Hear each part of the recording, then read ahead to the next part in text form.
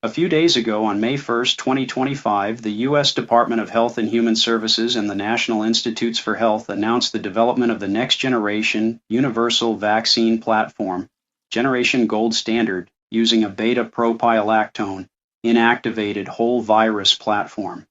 The idea is that by injecting the whole virus but making it replication defective, we can get broader serum antibody protection.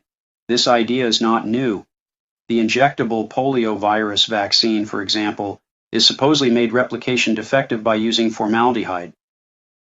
Decades ago, a few batches were injected into people that were not fully deactivated by the formaldehyde, and as a result, 40,000 cases of mild polio, 200 cases of paralysis, and 10 deaths occurred in what is now called the Cutter incident. There are other vaccines used in the United States that inject whole viruses, supposedly deactivated by formaldehyde. These include Fluzone, Ixiaro, and Ticovac. There have been failures in those vaccines as well, indicating that some doses may not have been rendered completely replication defective by the formaldehyde. There is only one vaccine currently used in the United States that uses the aforementioned beta-propionlactone to inactivate the virus, and that is the rabies vaccine called Rabivert, made by Bavarian Nordic. Curiously, there is no way to know if there were deactivation failures in this vaccine because they always administer rabies antibodies with the vaccine. This would obviously mask any failures that occur. The point I'm making is that you have no idea how many particles there are in that vaccine syringe, nor how potent they are before they shove it into you, and it will always be like that.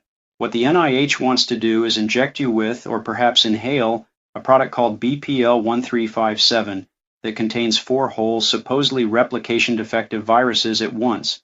They are targeting the avian influenza virus strains H1N9, H3N8, H5N1, and H7N3.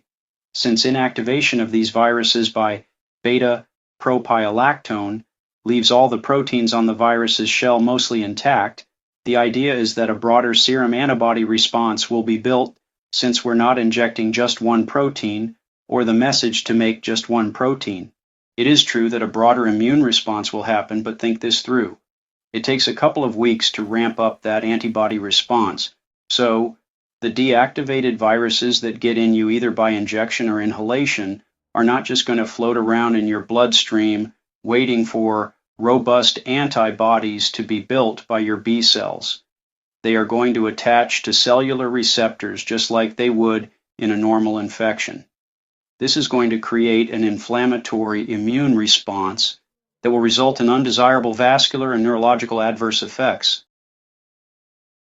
The NIH scientists boast that not only will there be a robust B cell antibody response, but also a robust T cell response that can be cross-reactive and prevent future infections across diverse viral families. But wait, many of us already have that T cell cross-reactivity, and it can be measured. This is where the paradigm shift must occur. If you want to talk about universal protection, people should be tested for antigen-specific mucosal IgA and T cell cross-reactivity first. Yeah, it's expensive to do that, but worth it. The shift should be toward individualized immunology, not toward a universal vaccine. This way, people who are already immune will not be subjected to an unnecessary, potentially dangerous vaccine procedure, and people who are not immune will have an informed choice. As always, thanks for watching, and thanks for staying smart.